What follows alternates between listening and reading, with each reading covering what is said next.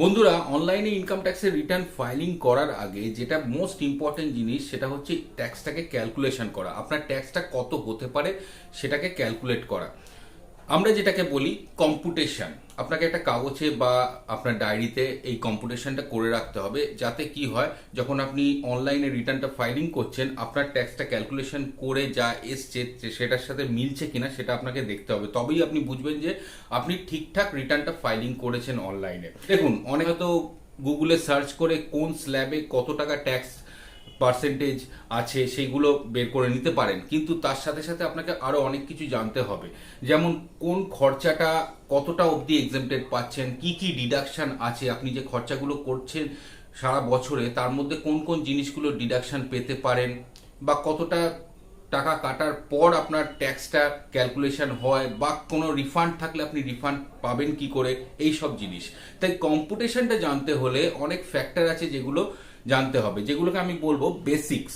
ঠিক আছে, তা আজকের ভিডিওতে তাই আমি সেই বেসিক্স গুলো নিয়ে বলবো, যে জিনিসগুলো জানলে আপনাদের এই কম্পুটেশনটা মানে আপনার ট্যাক্সটা কত হতে পারে সেই ক্যালকুলেশনটা করতে সুবিধা হবে। তাহলে সুবিধাটা কি হবে, আপনি যখন রিটার্নটা ফাইলিং করছেন তার সাথে আপনার খাতায় যে ক্যালকুলেশনটা করা আছে তার সাথে যদি মেলে, তাহলে আপনি বুঝবেন যে অনলাইনে রিটার্নটা ঠিক ঠিক জায়গায় ঠিক ঠিক জিনিসগুলো আপনি দিচ্ছেন, তাই রিটার্নটা ঠিকঠাক ফাইলিং হচ্ছে। যেমন বেসিক স্ল্যাব যদি বলা হয়, তাহলে আপ টু 5 লাখ হচ্ছে আপনার 5% ট্যাক্স, তাই তো। আর 5 লাখ 1 থেকে 10 লাখ অবধি হচ্ছে 20%। মানে আমি নর্মাল যে রেজাইমটা মানে যেটা আপনি এখন ইউজ করতে পারেন। আর অ্যাবভ 10 লাখ হচ্ছে স্ট্রেট অ্যাওয়ে 30%। ঠিক আছে, এবার বেসিক এক্সেমশন কত, মানে ট্যাক্সেবল ইনকামটা কিভাবে ধরা হয়, মানে যখন ট্যাক্সটা ক্যালকুলেশন হয় তখন কিভাবে হয়। বেসিক এক্সেমশন বলা হয় যে নর্মাল যারা সিটিজেন আছে, মানে নন সিনিয়র সিটিজেন আর কি, নর্মাল সিটিজেনদের জন্য মানে ইন্ডিভিজুয়ালরা যারা আছে তাদের জন্য হচ্ছে 2.5 লাখ। আর সিনিয়র সিটিজেনদের জন্য হচ্ছে 3 লাখ। এই অবধি হচ্ছে নর্মাল এক্সেমশন, মানে যা ইনকাম হবে ট্যাক্সেবল ইনকাম সবকিছু বাদ দেওয়ার পর যা ট্যাক্সেবল ইনকাম হবে তার থেকে নর্মাল সিটিজেনদের জন্য 2.5 লাখ টাকা বাদ দিয়ে তার উপর যেটা থাকবে সেটা যদি 5 লাখের কম হয় তাহলে 5% নেওয়া হবে, এইভাবে। এরপর আরেকটা পয়েন্ট খেয়াল রাখতে হবে যেটা আমি বলছি, যেমন যে আপনারা যে ফিক্সড ডিপোজিটের ইন্টারেস্ট পান, ধরুন কারুর ফিক্সড ডিপোজিট করা আছে সারা বছর যে ইন্টারেস্টটা পাচ্ছে সেটা তো আদার সোর্স অফ ইনকামে ঢুকে যাচ্ছে, বা সেভিংস থেকে যে ইন্টারেস্টটা আসছে সেটাও আদার সোর্স অফ ইনকামে ঢুকে যাচ্ছে। সেটাও যখন আপনি রিটার্ন ফাইলিং করছেন তখন দিতে হচ্ছে। যেরকম আমি রিটার্ন ফাইলিং এর ভিডিওগুলো করেছিলাম, না দেখে থাকলে এই উপরে আই বাটনে ক্লিক করে দেখে নিতে পারেন, অথবা আমি নিচে ডেসক্রিপশনে লিংক দুটো দিয়ে দেবো, দুটো ভিডিও করেছি এখনো পর্যন্ত। তো সেখানে পুরো রিটার্ন ফাইলিংটা আমি এন্ড টু এন্ড দেখিয়েছি। তো এই ক্ষেত্রে যেটা বলছিলাম, ইন্টারেস্টের ক্ষেত্রে নন সিনিয়র সিটিজেন যারা, নন সিনিয়র সিটিজেন যারা, তারা 10,000 টাকা অব্দি এক্সেমশন পায়। মানে কেউ যদি 8,000 টাকা সারা বছরে ইন্টারেস্ট পায় তাহলে সে কিন্তু পুরোটা ছাড় পেয়ে যাচ্ছে। আর কেউ যদি ধরুন 12,000 পায় তো 12 মাইনাস 10 বাদ দিয়ে 2,000 টাকা শুধু ট্যাক্সেবল ইনকাম হিসেবে ধরা হবে।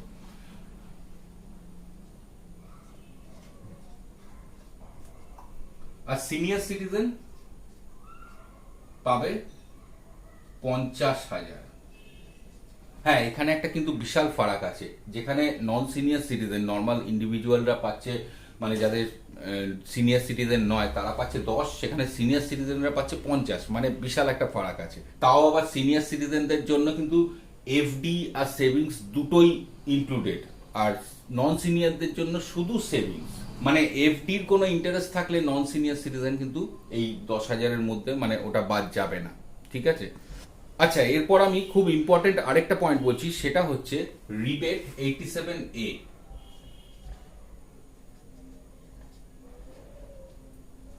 রিবেট আন্ডার 87A,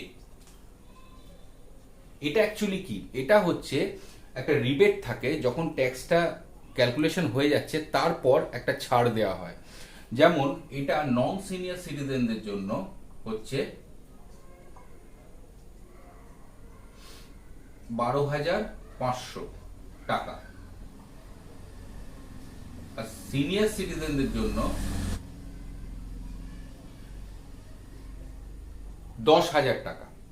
সিনিয়র সিটিজেনদের জন্য 10,000, 12,500। এটা কি হচ্ছে, ধরে নেওয়া যাক আপনার ট্যাক্সটা এলো হচ্ছে 10,000 টাকা, দেখা গেল আপনার ট্যাক্স হচ্ছে 10,000 কি 5,000 হোয়াট এভার, মানে সব কিছু ক্যালকুলেশন করার পর, তাহলে আপনি যদি নন সিনিয়র সিটিজেন হন 12,500 নিচে যেহেতু, তাই আপনি পুরোটা ছাড় পেয়ে যাবেন, এই রিবেটটা পেয়ে যাবেন, রিবেট 87-এ, তখন আপনার ট্যাক্সটা হয়ে যাচ্ছে 0।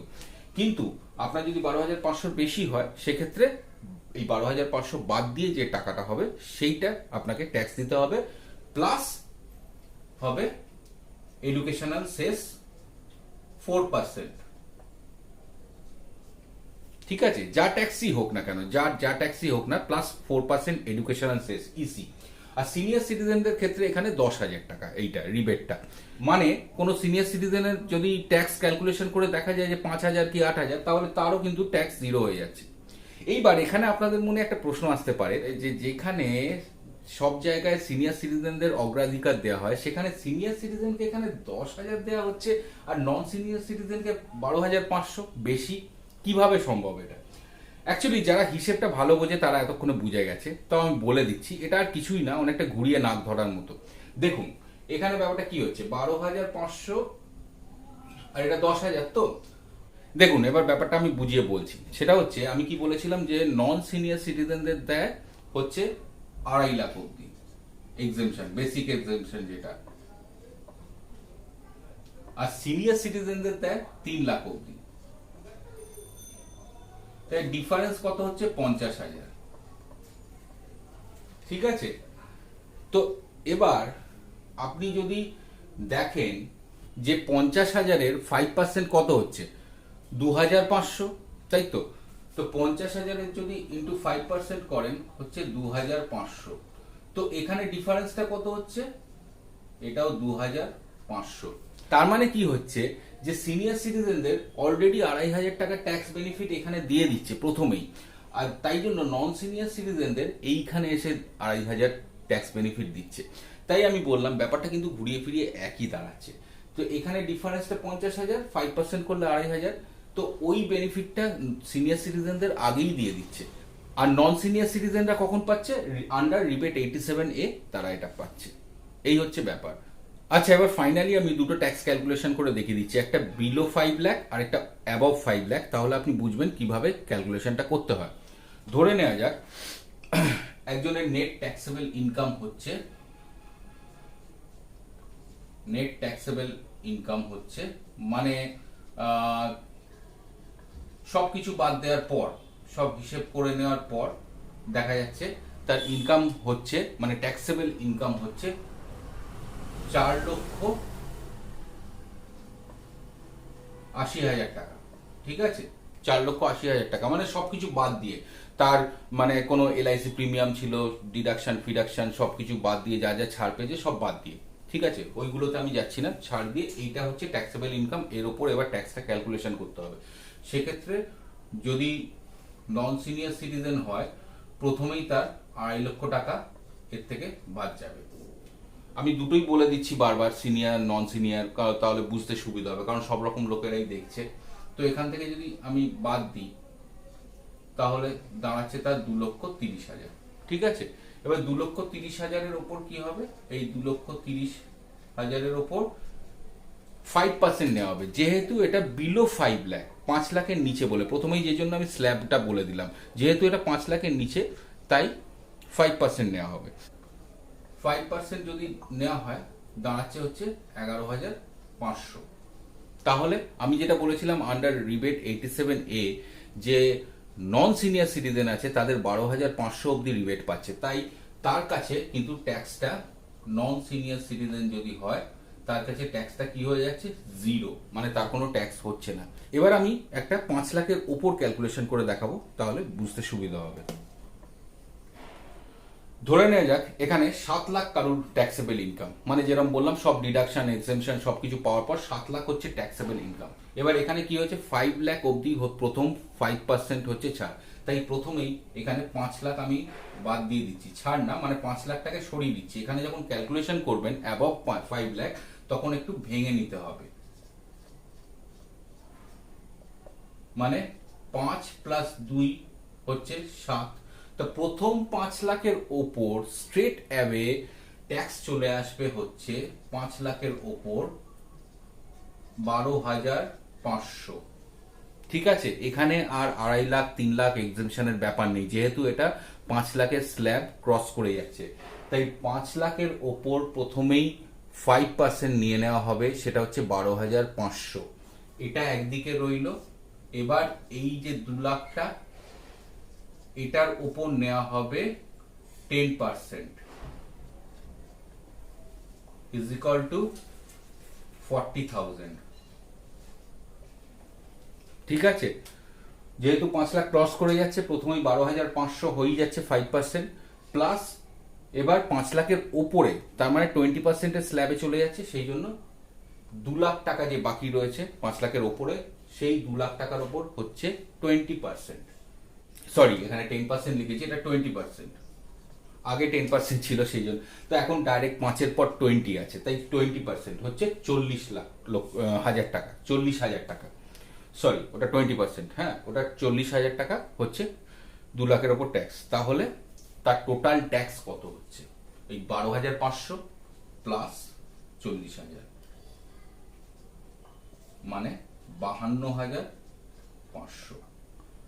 ঠিক আছে, প্লাস 4% ইসি। এটা সবার ক্ষেত্রে মানে স্যালারি হোক, বিজনেস হোক, প্রফেশন হোক, সব ক্ষেত্রেই ক্যালকুলেশনটা, ফাইনাল ক্যালকুলেশনটা কিন্তু একই। তো 4% হচ্ছে 2,100। তাহলে টোটাল তাকে দিতে হবে 54,600 টাকা। 54,600 টাকা হচ্ছে তার টোটাল ট্যাক্স। এইবার যদি তার কোনো টিডিএস থাকে সেটা এখান থেকে অ্যাডজাস্ট হবে, মাইনাস হয়, বাকি যেটা থাকবে সেটা দিতে হবে। আর যদি টিডিএস বেশি থাকে তাহলে সেটাও অ্যাডজাস্ট হয়ে বাকিটা সে রিফান্ড পাবে, যেরকম ওই ভিডিওগুলোতে দেখিয়েছি। তো আশা করি বুঝতে পারলেন এই কতগুলো বেসিক পয়েন্ট আমি বললাম, যেমন ইন্টারেস্ট কত অবধি পেতে পারেন, বেসিক স্ল্যাবটা কত আছে, কত অবধি এক্সেমশন পেতে পারেন, রিবেট 87টার কথা বললাম, আর ট্যাক্স ক্যালকুলেশন দুটো দেখালাম। এবং শেষ করার আগে আমি একটা জাস্ট ছোট টিপস দিচ্ছি প্যান রিলেটেড, এটার সাথে যদিও ট্যাক্স ক্যালকুলেশনের কোনো রিলেশন নেই, তবু আমার মনে হয় গুড টু নো, এটা একটা ইনফরমেশন। বন্ধু বান্ধবদের মধ্যে বলে একটু আপনি জানেন এই জিনিসটা দেখাতে পারেন। জাস্ট ভিডিও শেষে আমি বলে দিচ্ছি, দেখুন একটা প্যান আমরা ভাবি ইউনিক নাম্বার বা র্যান্ডাম একটা নাম্বার যেটার সাথে কিছু বোঝা যায় না, কিন্তু দেখুন একটা প্যানে কি থাকে, প্রথমে 5টা অ্যালফাবেট থাকে, তাই তো? যেমন কারোর প্যান নাম্বার হতে পারে হচ্ছে এ বি সি ডি, ধরে নিচ্ছি এস, তারপর 1 2 3 4 আর লাস্টে ধরুন পি, মানে 5টা অ্যালফাবেট থাকে, তারপর 4টে নাম্বার থাকে, লাস্টে আরেকটা অ্যালফাবেট থাকে, তাই তো? সব সময় একটা জিনিস খেয়াল রাখবেন, দেখবেন মানে খেয়াল রাখবেন মানে লক্ষ্য করে দেখবেন একটা জিনিস, যে এই যে 5 নম্বর অ্যালফাবেটটা থাকে না, এটা সবসময় আপনার সারনেম মানে আপনার পদবীর আদ্যক্ষর, মানে এইটা যদি এস থাকে মানে তার পদবী সেন, সিং, শর্মা, সেনগুপ্ত হবে, হতেই হবে। হাতের কাছে যদি প্যান থাকে এক্ষুনি বার করে মিলিয়ে নিন, একদম তাই বেরোবে। ঠিক আছে, যদি কারোর এখানে বি থাকে তাহলে তার পদবী বিশ্বাস, বণিক, এরকম কিছু হতে পারে, মানে এই অ্যালফাবেটটা যেটা থাকবে সেটাই কিন্তু তার পদবীর আদ্যক্ষর, মানে তার সারনেমের আদ্যক্ষর। এইটা অ্যাকচুয়ালি হতেই হবে। আপনারা নিচে কমেন্ট বক্সে লিখে জানান যে আপনাদেরগুলো মিলছে কিনা, আমি যেটা বললাম আপনার সারনেমের প্রথম লেটারটা এই 5th অ্যালফাবেটটা আসছে কিনা, তাহলে আমারও ভালো লাগবে। আপনি দেখে নিন, এটা মিলবেই মিলবে। ইনফরমেশন গুড টু নো জানালাম। তো ভিডিওটা ভালো লেগে থাকলে অবশ্যই একটা লাইক দেবেন, আর চ্যানেলে প্রথমবার এসে থাকলে অবশ্যই চ্যানেলটিকে সাবস্ক্রাইব করবেন, আর পাশে বেল আইকনটা আছে ওটাতে প্রেস করে নোটিফিকেশনের জায়গায় অল করে দেবেন, তাহলে কি হবে পরবর্তী ভিডিওগুলো সব নোটিফিকেশনগুলো আপনারা পাবেন আর মিস করবেন না। আর বাকিদের সাথেও শেয়ার করুন যাতে তারাও এগুলো জানতে পারে, মানে যারা ইন্টারেস্টেড এই নলেজগুলো পায়, তাহলে তারাও নিজেরা নিজেদের ফাইলিং করতে সুবিধা হবে। অ্যাকচুয়ালি আপনি যদি এগুলো জানেন, আপনি হয়তো ট্যাক্স কনসালটেন্টের কাছে যাচ্ছেন, কিন্তু আপনি নিজে যদি জানেন বেসিক জিনিসগুলো, ক্যালকুলেশনগুলো, তাহলে কেউ আপনাকে বোকা বানাতে পারবে না। আপনি নিজে নিজে একটা ক্যালকুলেশন করতে পারবেন। কমপ্লিকেটেড কিছু ব্যাপার আছে, অবভিয়াসলি আপনাকে ট্যাক্স কনসালটেন্টের কাছে যেতে হবে। যদি কিছু বুঝতে না পারেন কনসালটেন্টের কাছে যান। কিন্তু আমি কেন বলছি এই জিনিসগুলো আপনাদের শেখাচ্ছি, যাতে আপনারা নিজেরা দেখে শিখে নিজেরা ক্যালকুলেট করতে পারেন, সেভাবে প্ল্যানিং করতে পারেন। ঠিক আছে, এই জিনিসগুলো আপনাদের যাতে কিছু ভ্যালু অ্যাড করে, সেই জন্য এই ভিডিওগুলো বানানো। তো দেখা হবে পরের ভিডিওতে।